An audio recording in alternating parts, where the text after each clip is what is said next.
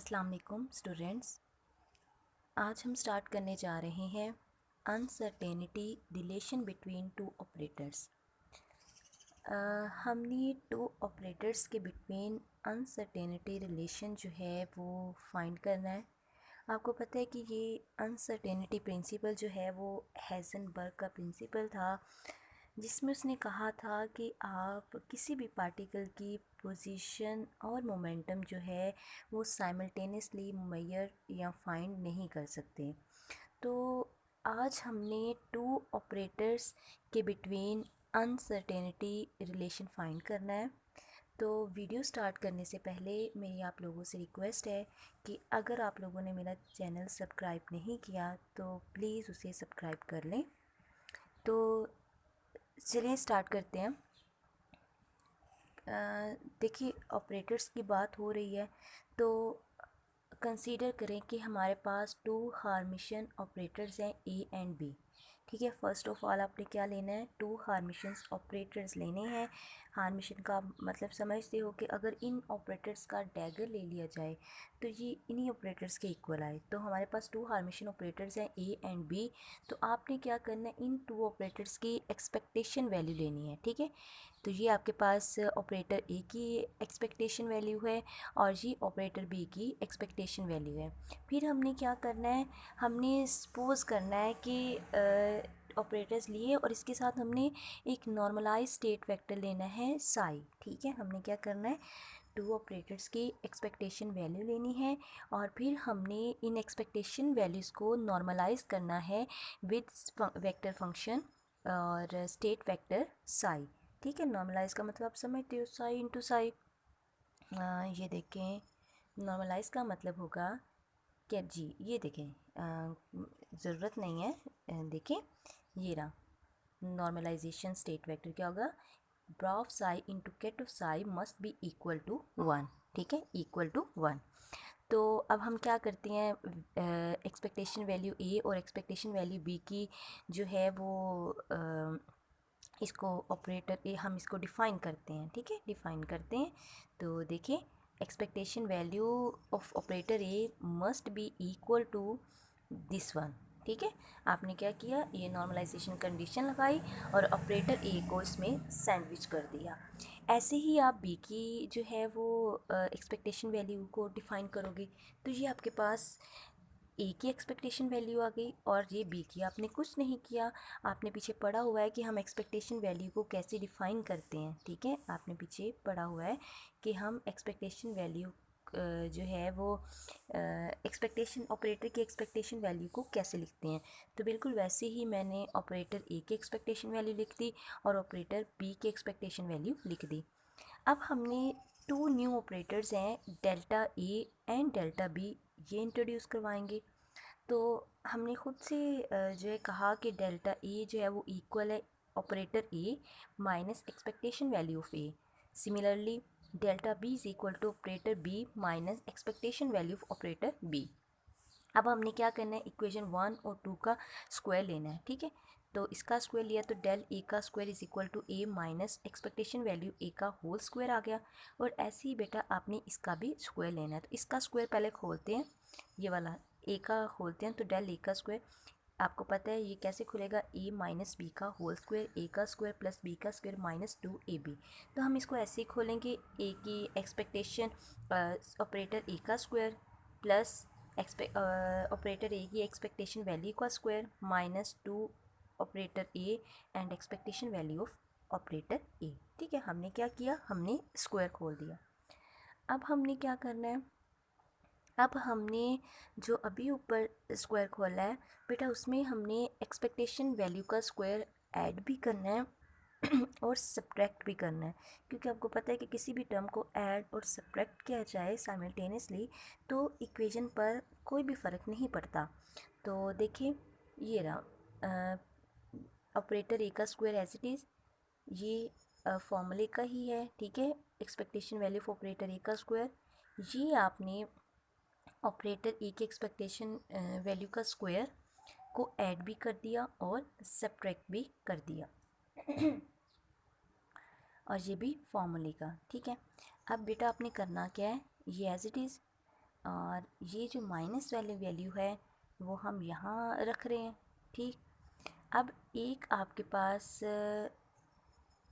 देखिए बेटा, ये ए स्क्वायर एज इट इज़, तो बेटा ये एक ऑपरेटर ए का स्क्वायर एज इट इज़, इसको भी हम ऐसे लिखा। देखिए बेटा ये भी ऑपरेटर ए की एक्सपेक्टेशन वैल्यू का स्क्वायर है और ये भी ऑपरेटर ए की एक्सपेक्टेशन वैल्यू का स्क्वायर है। तो बेटा हमने इनको ऐड किया तो +2 ऑपरेटर ए की एक्सपेक्टेशन वैल्यू का स्क्वायर आ जाएगा और ये एज इट इज़। ठीक है, अब बेटा ये दोनों टर्म्स तो एज इट इज़ लिख लोगे। अब यहाँ से आपने क्या करना है, 2 और एक्सपेक्टेशन वैल्यू जो है वो कॉमन लेना है। ठीक है, 2 और एक्सपेक्टेशन जो है एक की एक्सपेक्टेशन वैल्यू कॉमन लेनी है। तो पीछे क्या बचेगा, एक एक्सपेक्टेशन वैल्यू बची और माइनस ऑपरेटर ए बच गया। अब ये जो लास्ट टर्म है, ये वाली टर्म, ठीक है, हम इसको क्या करेंगे, हम ज़ीरो लेंगे, इसको ज़ीरो करेंगे। क्यों? क्योंकि बेटा देखिए यहाँ ऑपरेटर ए की एक्सपेक्टेशन वैल्यू और ऑपरेटर ए जो है उसका डिफरेंस आ रहा है, जो कि फ़िज़िकली जो है वो मतलब हम इसको सॉल्व नहीं कर सकते। ठीक है, तो हम क्या करेंगे, ये जो टर्म है, लास्ट टर्म जो है ये वाली जो टर्म है, इसको हम लेंगे ज़ीरो।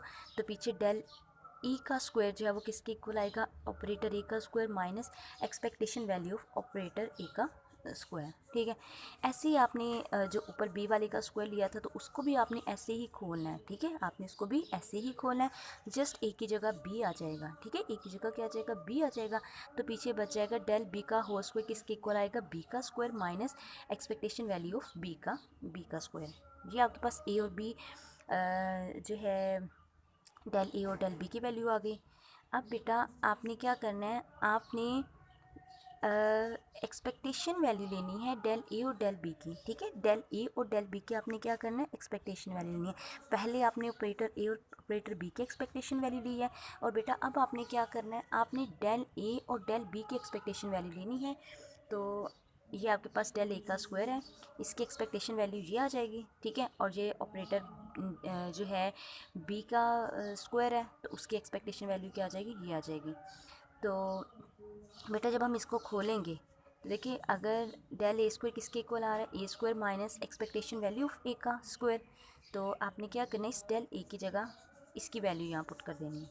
ठीक है, ऐसे डेल बी की जगह, बी के स्क्वायर की जगह उसकी वैल्यू पुट कर देनी है। ठीक है, अब देखिए यहाँ हो क्या रहा है, बी का स्क्वायर था, यहाँ आपने डेल ए का स्क्वायर था, उसकी आपने क्या किया है, ये किसके इक्वल है, डेल ए स्क्वायर की एक्सपेक्टेशन वैल्यू के ना। तो देखिए इसको अगर स्क्वायर को हम खोलें, मतलब यहाँ इसका मतलब कि इनका भी स्क्वायर आएगा। ये देखें, आपने डेल ए के स्क्वायर की एक्सपेक्टेशन वैल्यू ली है, तो यहाँ सिंपल आपके पास क्या है, यहाँ सिंपल आपके पास डेल ए का स्क्वायर की वैल्यू है। तो ठीक है, वो वैल्यू वैसे पुट की।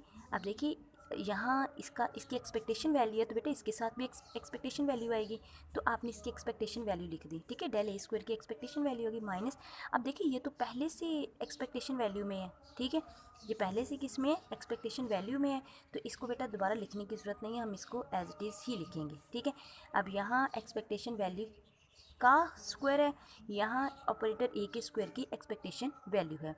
ऐसे बेटा आपने क्या किया, बी की लिख दी। ठीक है, ये आपके पास डेल ए और डेल बी की डेल ए के स्क्वायर और डेल बी के स्क्वायर की आपके पास क्या आ गई, एक्सपेक्टेशन वैल्यू आ गई। अब आपने यहाँ उसने बता भी दिया है कि डेल ए का जो स्क्वायर है उसकी जो एक्सपेक्टेशन वैल्यू जो है वो इसके इक्वल है और बी के स्क्वायर की एक्सपेक्टेशन वैल्यू जो है वो इसके इक्वल है। ठीक है, जैसे पीछे आपने ए और बी को डिफ़ाइन किया है, ए और बी की एक्सपेक्टेशन वैल्यू लिखी है, ऐसे ही आपने ए के ऑपरेटर जो ए है इसके स्क्वायर की एक्सपेक्टेशन वैल्यू लिख दी और ये बी के लिख दी। अगर बेटा हम अनसर्टेनिटीज़ डेल्टा ए और डेल्टा बी को डिफ़ाइन करना चाहें तो हम लिखेंगे डेल्टा ए जो है वो किसके इक्वल है, डेल्टा ए की डेल्टा ए के स्क्वायर की एक्सपेक्टेशन वैल्यू के, या वैसे आप कह सकते हो डेल्टा ए के स्क्वायर के स्क्वायर रूट के इक्वल है। तो अगर हम इसको खोलें तो हमारे पास क्या आएगा, ए ऑपरेटर का स्क्वायर माइनस ए का स्क्वायर, और ऐसे अगर बी को हम खोलें तो बी इसके इक्वल आ जाएगा। ठीक है, एक तरफ ऑपरेटर का मतलब अंदर स्क्वायर है और एक तरफ ऑपरेटर का ब्रैकेट के बाहर स्क्वायर है। तो अगर हम इक्वेशन 1 में जो डेल्टा ए दिया हुआ है, एक्ट ऑन एनी स्टेट्स जो है साई, आपको पता है ऑपरेटर जब किसी भी जो है वेक्टर फंक्शन पे या वेव फंक्शन पे एक्ट करता है तो वो उसको किसी दूसरे वेव फंक्शन में जो है कन्वर्ट कर देता है, ठीक है। तो अगर डेल्टा ए जो है, जो ऊपर आपने दिया हुआ है डेल्टा ए लिखा हुआ है, अगर वो किसी भी स्टेट वेक्टर साई पर एक्ट करता है तो वो इसको कन्वर्ट कर देगा न्यू स्टेट वेक्टर जो कि क्या है काई। तो देखिए बेटा डेल्टा ए ऑपरेटर एक्ट कर रहा है स्टेट फंक्शन पर साई पर, तो आपको क्या मिल रहा है, एक न्यू स्टेट मिल रही है काई, ठीक है, एक न्यू स्टेट मिल रही है काई।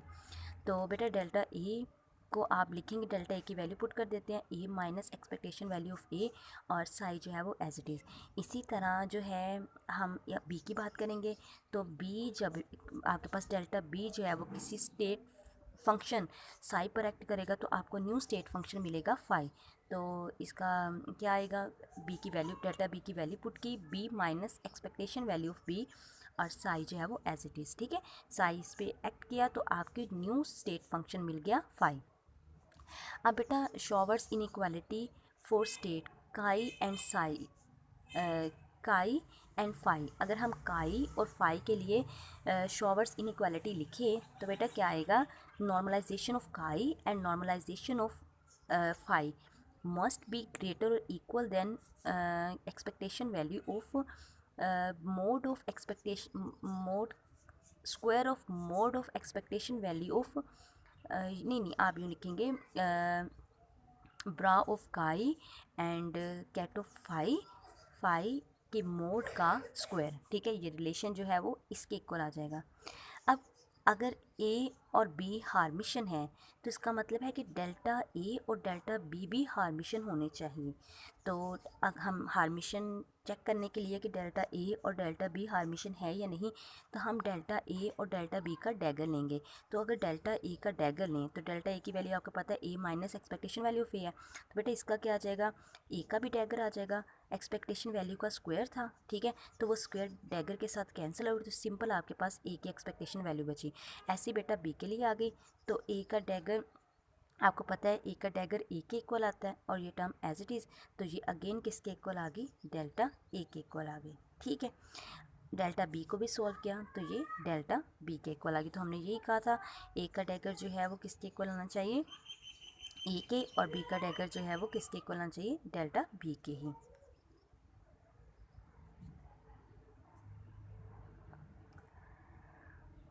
अब कुछ हमारे पास रिलेशंस हैं, तो उसमें क्या है,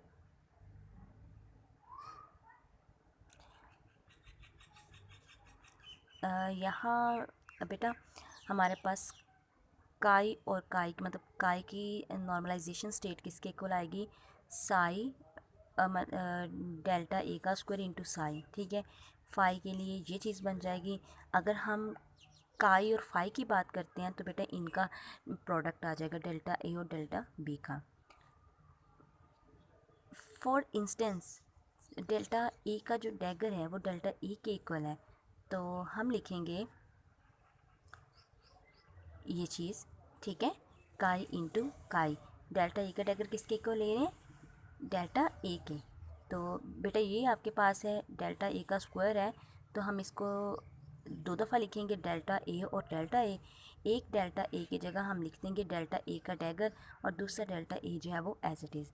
तो ये दोबारा इसको कंबाइन करेंगे तो ये क्या बन जाएगा, डेल्टा ए का ही स्क्वायर बनेगा, ठीक है। ये किसका स्क्वायर बनेगा, डेल्टा ए का ही स्क्वायर बनेगा, क्यों, क्योंकि हमें पता है डेल्टा ए का डैगर अगेन डेल्टा ए के इक्वल आ जाएगा। तो ये चीज़ आ गई आपके पास, ठीक। तो आप इसको यूँ लिख सकते हो एक्सपेक्टेशन वैल्यू की फॉर्म में। इसी तरह बेटा शॉवर्स इनइक्वालिटी क्या बन जाएगी, डेल्टा ए के स्क्वायर की expectation value into delta B के स्क्वायर की एक्सपेक्टेशन वैल्यू जो है वो ग्रेटर देन होगी इसके मोड के स्क्वायर से, ठीक है। अब जो हमारे पास ये जो लास्ट टर्म है डेल्टा ए और डेल्टा बी, तो हम इसको कैसे लिख सकते हैं डेल्टा ए और डेल्टा बी को, बेटा हम क्या करेंगे, टू के साथ मल्टीप्लाई भी करेंगे और टू के साथ डिवाइड भी कर देंगे, तो आपके पास ये चीज़ आ जाएगी। तो बेटा ये जो टू के साथ आपने मल्टीप्लाई और डिवाइड किया है ये टर्म आपने एज इट इज़ लिख दी, ठीक है, जिसके साथ मल्टीप्लाई किया। फिर आपने क्या करना है, delta B A delta A और माइनस, मतलब इस टर्म को आपने ऐड भी करना है और सब्ट्रैक्ट भी करना है, ठीक है। पहले आपने 2 के साथ मल्टीप्लाई और डिवाइड किया, फिर आपने क्या किया, डेल्टा बी डेल्टा ए को ऐड भी किया और सब्ट्रैक्ट भी किया। तो अब बेटा ये देखिए, two delta A delta B है, तो इसको हमने खोल के लिखा तो delta A delta B plus delta A delta B आ गया, ठीक है। और ये दोनों एज इट इज़। अब देखिए, delta A delta B minus delta B delta A को अलग कर लिया, फिर ये देखिए 1/2 इनके साथ भी मल्टीप्लाई हो रहा है और अगली टर्म के साथ भी, तो यहाँ आ जाएगा delta A delta B plus delta B delta A. अब आपने पढ़ा है अगर आप कम्यूटेटर लेते हो 2 ऑपरेटर्स का, ए और बी का, तो वो किसके इक्वल आते हैं, ए बी माइनस बी ए। मतलब अगर वो हार्मिशन है तो ए बी का कम्यूटेटर किसके इक्वल आना चाहिए, ए बी माइनस बी ए।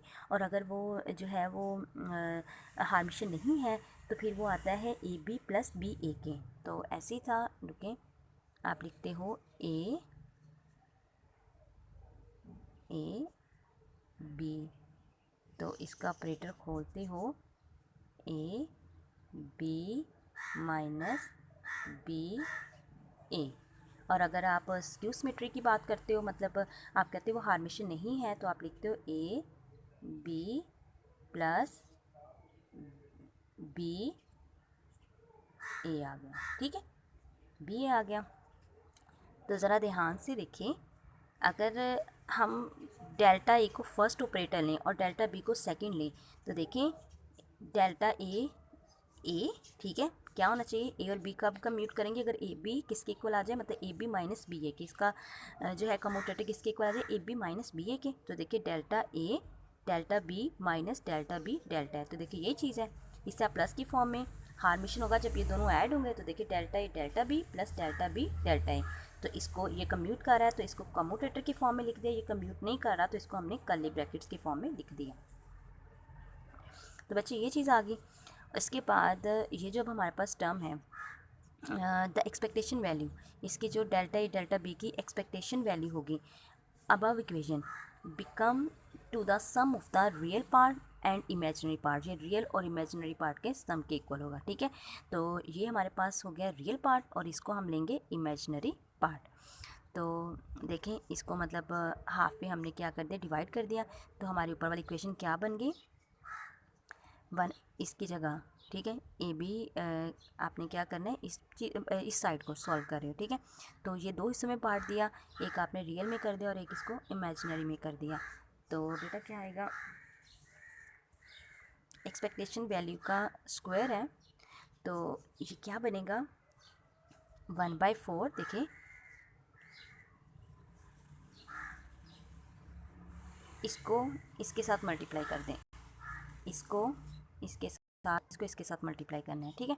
तो देखें इसके मोड का स्क्वायर लिया आपने, तो किसके इक्वल आ जाएगा, ये 1/2 ये एज इट इज़, और इसको आपने मल्टीप्लाई किया इसके साथ, तो क्या आ जाएगा 1/4। एक्सपेक्टेशन वैल्यू आ जाएगी इन दोनों की, ठीक है, इन दोनों की एक्सपेक्टेशन, एक वैल्यू ये हो गई और ये मिलके इसका क्या हो जाएगा, स्क्वायर हो जाएगा, ठीक है, क्योंकि आपने क्या लेना है, इसकी एक्सपेक्टेशन वैल्यू की मोड का स्क्वायर लेना है। तो आपने बोथ साइड ऐसे ही करना है, इसकी भी एक्सपेक्टेशन वैल्यू के मोड का स्क्वायर लेना है और इसकी भी एक्सपेक्टेशन वैल्यू के मोड का स्क्वायर लेना है। तो आपके पास बेटा ये चीज़ आ जाएगी, ठीक है, ये चीज़ आ गई।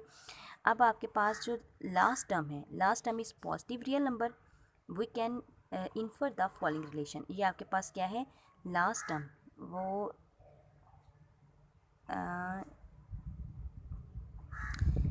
लास्ट टर्म इज़, ये हमारे पास जो है ये आपके पास पॉजिटिव रियल नंबर होगा, ठीक है, ये टर्म क्या होगी, पॉजिटिव रियल नंबर होगा।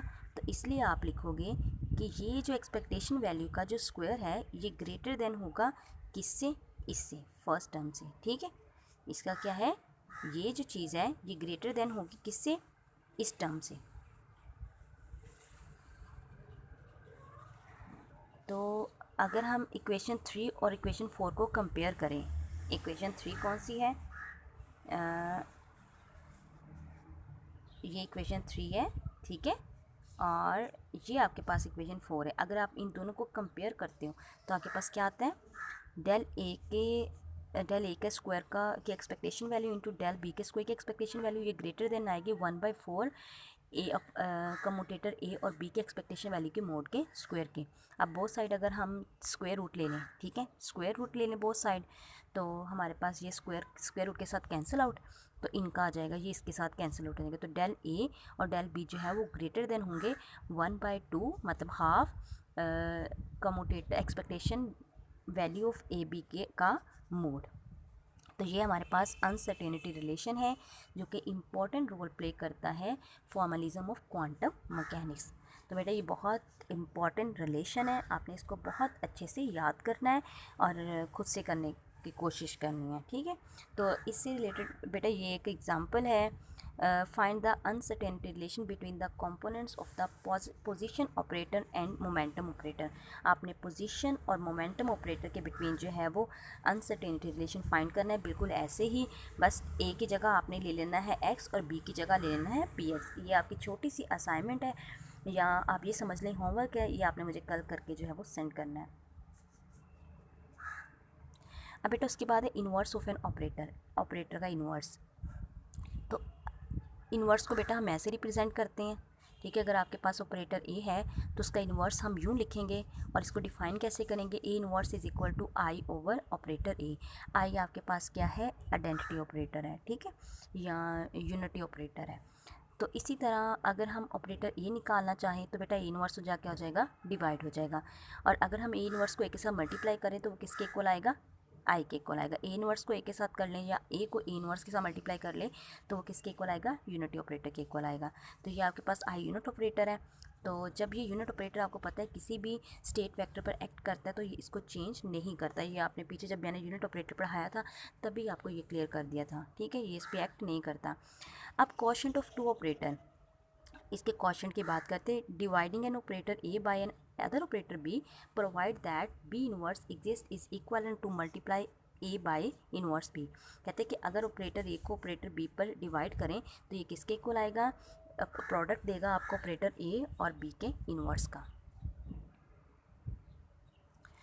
अब इसमें सवाल ये है कि the side on which the question is taken matter, मतलब आपने देखना है कि क्वेश्चन किस साइड पर लिया है। देखिए अगर क्वेश्चन जो है वो लेफ़्ट साइड पर लेते हो, ठीक है, देखिए क्वेश्चन क्या है, यहाँ बी है ना, तो अगर ऑपरेटर ए को आप साइड पे रख के क्वेश्चन को आप राइट साइड पर ले रहे हो, ठीक है, राइट साइड पर ले रहे हो तो इसका इन्वर्स भी राइट साइड पर आएगा। और अगर क्वेश्चन आप लेफ्ट साइड पर ले रहे हो, जैसे देखिए बी को आपने 1/b लेफ्ट साइड पर लिया है तो इसका इन्वर्स भी लेफ्ट साइड पर आएगा। तो इसलिए ए बी का इन्वर्स जो है वो इक्वल नहीं आएगा बी इन्वर्स ए के, क्योंकि इसमें ऑर्डर ज़रूरी है।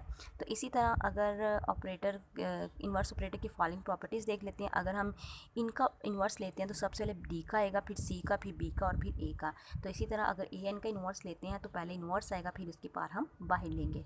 इसी तरह यूनिटरी ऑपरेटर अगर देखें, a linear operator U is said to be unitary if it an inverse u is equal to its adjoint, ठीक है। अगर कहता है कि लीनियर ऑपरेटर जो है वो यूनिटरी ऑपरेटर होगा अगर u का इन्वर्स जो है वो उसके एडजॉइंट या डैगर के इक्वल आ जाए। तो देखिए u dagger is equal to u inverse, तो अगर u को हम u ऑपरेटर को u डैगर के साथ मल्टीप्लाई करें या u डैगर को u के साथ मल्टीप्लाई करें तो वो किसके आएगा, यूनिटी ऑपरेटर के इक्वल आ जाएगा, मतलब i के यूनिट ऑपरेटर के इक्वल आ जाएगा।